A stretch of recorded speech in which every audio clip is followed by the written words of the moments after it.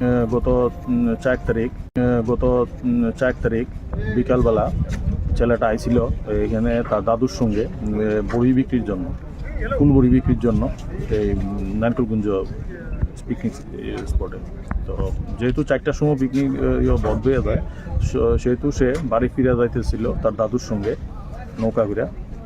তো নৌকা ঘুরে যাওয়ার সময় আমরা হেলিপ্যাড গ্রাউন্ডের কাছাকাছি আসার পরে সে তার অ্যাকচুয়ালি মৃগী রূপ ছিল। তো তার দাদুর নৌকার থেকে সে পড়ে যায় জলের মধ্যে।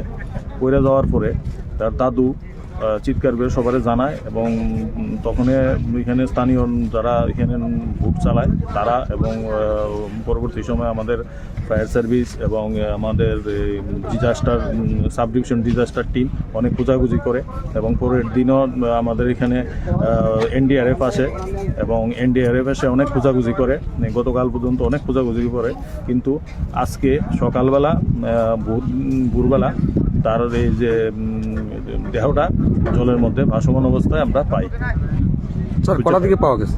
তো ভোর আনুমানিক এটা তো ঠিক কইতে পারতেছি না, 5টার দিকে দেখছে যে ভাসমান অবস্থায় কিনারায় পাওয়া গেছে।